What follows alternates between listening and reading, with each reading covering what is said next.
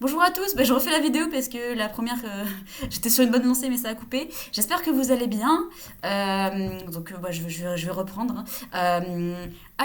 Il paraît que être propriétaire, c'est un rempart contre l'inflation.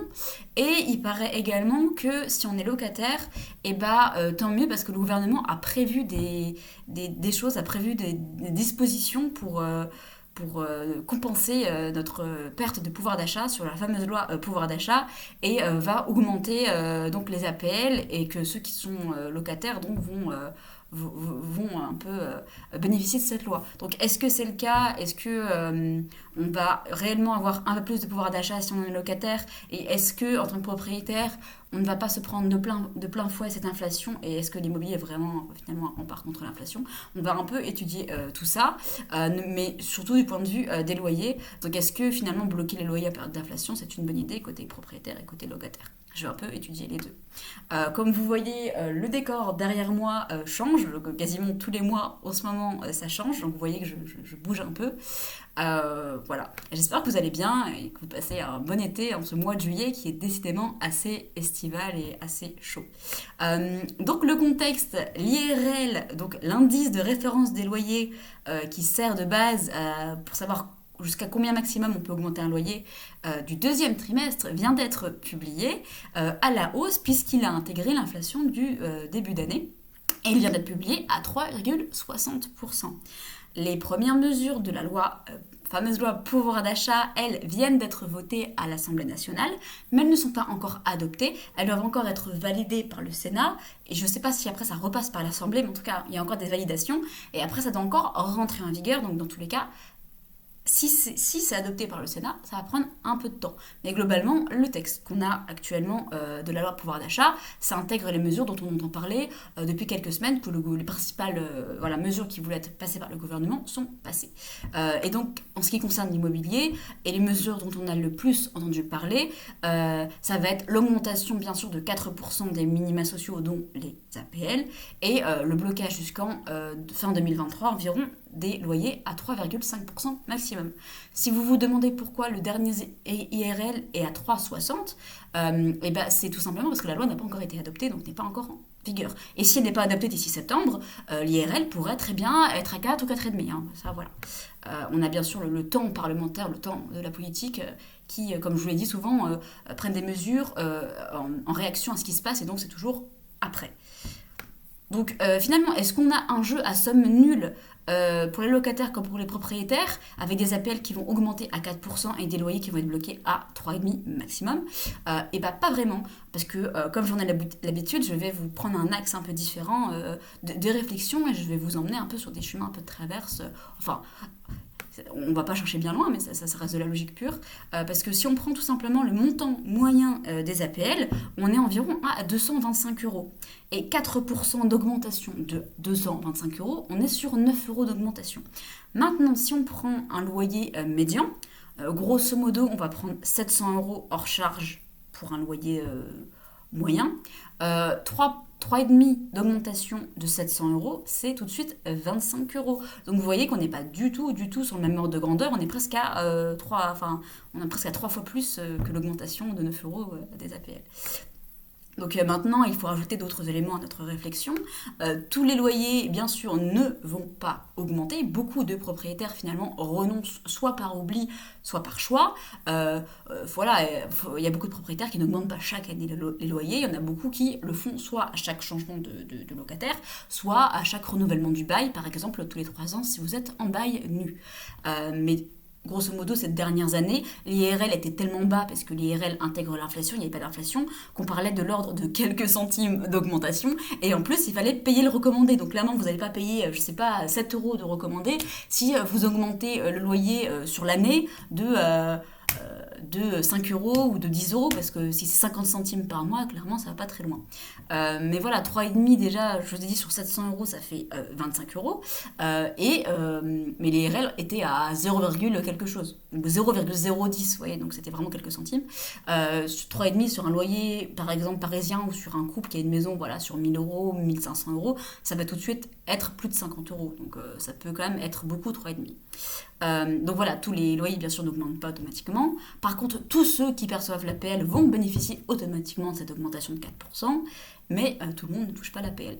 Et côté propriétaire, eh bien, tous les propriétaires, sauf exception exceptionnelle, tous les propriétaires payent la taxe foncière qui, pour certains, explose ou va exploser dans les prochaines années pour notamment compenser la suppression de la taxe d'habitation. Je vous en ai déjà parlé. Toutes les mesures ont une contrepartie.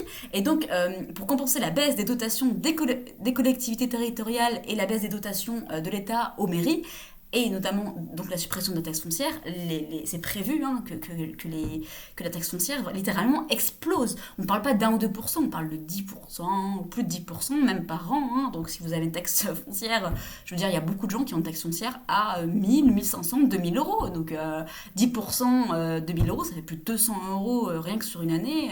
Et ça peut doubler en 5 ans, 6 ans, en moins de 10 ans, votre taxe foncière elle peut arriver à 3000, 3500. Donc c'est plus si vous avez des charges de copropriété, que vous avez le malheur d'être en collectif, vous savez, dans les grands collectifs des années 70, vous payez, je sais pas, 200, 300 euros de charges, plus 300 euros de taxe foncière, vous êtes tout de suite à 600 euros par mois, je veux dire, autant être locataire, quoi, à la limite. Hein. Non, mais voilà. Donc, tous les propriétaires se prennent également de plein fouet l'augmentation de toutes les charges. Hein. Voilà, vous savez très bien qu'on est propriétaire, il y a plein de charges, hein, les assurances, le syndic, et l'obligation de plus en plus forte de faire des travaux avec la réforme des DPE. Je vous invite à aller voir mes vidéos sur les analyses des mesures Macron, de la loi logement que j'ai faite. Hein. Je parle des DPE, je parle de tout ce qui va vous arriver, de tout ce qui vous attend, donc en tant que locataire et en tant que propriétaire, hein, ça concerne les deux. Parce que s'il y a des travaux qui augmentent et que l'État oblige de façon très très très massive les personnes à faire des travaux là où il n'y a pas forcément besoin de faire des travaux dans un logement qui ne consomme pas beaucoup, croyez-moi que les propriétaires vont être incités, vraiment plus qu'incités, à augmenter les loyers s'ils ne le faisaient pas jusque-là. Donc avec la réforme des DPE, les coûts des matériaux explosent en ce moment. Donc les propriétaires vont être obligés de se prendre, en plus de taxes foncières, tout ça, cette hausse-là, donc tous les coûts annexes. Et en parlant des coûts des matériaux qui explosent, il n'y a qu'à regarder la faillite des promoteurs qui construisent les maisons neuves et qui payent, vraiment, eux se le prennent en plein fouet, les coûts des matériaux. Et vous pouvez regarder notamment récemment la faillite de la maison mère des maisons Phoenix, hein, des fameuses maisons Phoenix des années 80-90. On parle de milliers d'emplois en France, parce qu'avec si on compte tous les sous-traitants, on parle peut-être de 5000 ou 10 000 emplois qui sont en péril, hein, c'est énorme. Et c'était français malheureusement. Et ça a fait faillite, hein, il n'y a pas eu de repreneur, c'est en liquidation. Donc conclusion, donc encore malheureusement, comme les précédentes mesures de la loi logement, encore des sortes de demi-mesures malheureusement. L'augmentation des APL après les avoir baissées de 5 euros par ailleurs n'est clairement pas suffisante et ne va pas du tout compenser celle des loyers, à moins d'avoir un propriétaire qui n'augmente pas les loyers. L'inflation, elle, va continuer de monter dans les prochains mois, voire pour plusieurs années encore, et va être bien plus haute que 3 ou 3,5%. En France, on est déjà au double, on est déjà à plus de 6%. Donc les propriétaires vont aussi se prendre en pleine face cela avec le gel de l'indice de l'IRL, mais aussi, donc, je viens d'en parler, tous les autres coûts annexes qui vont augmenter. On peut aussi accessoirement mentionner le fait que le fait d'augmenter les loyers, c'est aussi payer plus d'impôts. Voilà, donc bon. Hein. Voilà, comme on dit, ce que le gouvernement vous donne d'une main, il vous reprend un peu de l'autre, hein, mais ça toujours, l'impôt toujours. Bon, je mentionne quand même le fait que le gouvernement réfléchirait à limiter un peu la hausse de la taxe foncière, mais bon, honnêtement, entre vous et moi, c'est pas encore fait, et tant que c'est pas voté, ça n'existe pas. Et c'est pareil, hein, les APL, tant que c'est pas voté, ça n'existe pas. Mais pour la taxe foncière, comme je vous ai dit, on est clairement plutôt sur une tendance inverse, parce qu'on est en train de réformer justement la valeur du cadastre qui n'a pas été fait depuis 30 ans, et on sait très bien que ça va, pour certains, doubler leur taxe foncière d'ici 2025. Vous irez regarder, je vous mettrai des liens en barre d'infos. Il y a notamment un truc de Capital où ils disent carrément, ils parlent pas d'augmentation, ils parlent d'explosion de la taxe foncière d'ici 2026. Vous irez regarder aussi à Marseille ce qui se passe, ils ont augmenté je crois, de plus de 15% la taxe foncière. Je vous parlais de 10%, mais c'est réaliste. Et si on compte, parce qu'il y a bien sûr la mairie, mais il y a aussi l'État qui peut augmenter. Donc je crois qu'à Marseille, on a 18% d'augmentation en un an, enfin un YOLO quoi. Ils sont au tribunal, hein. Il y a des gens qui ont porté plainte carrément. Vous irez regarder, vous tapez Marseille taxe foncière. Voilà. Donc je pourrais éventuellement vous faire un volet numéro 2 pour savoir si côté propriétaire, on est vraiment gagnant.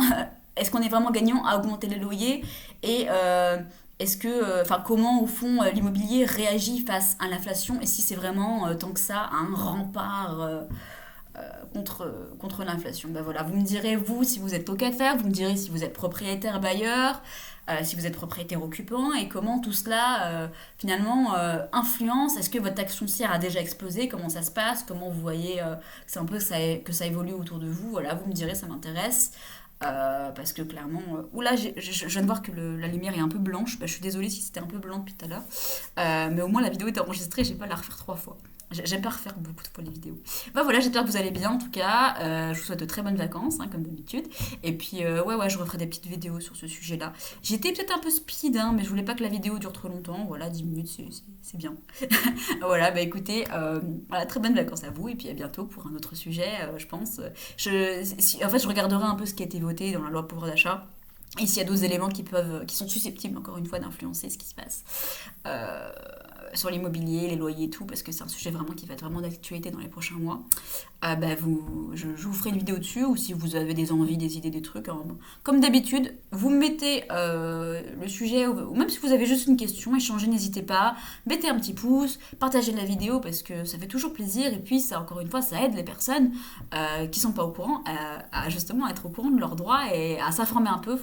Très très important de s'informer, savoir ce qui se passe, ne pas être passif et ne pas être dépendant de ce qui est voté ou pas, mais être acteur de sa réflexion, être acteur de sa vie, hein. C'est important. Je vous ferai aussi une vidéo, je pense, est-ce que finalement c'est plus intéressant d'être propriétaire ou locataire? Tout ça, c'est des sujets que j'ai en tête, que je vais traiter un jour.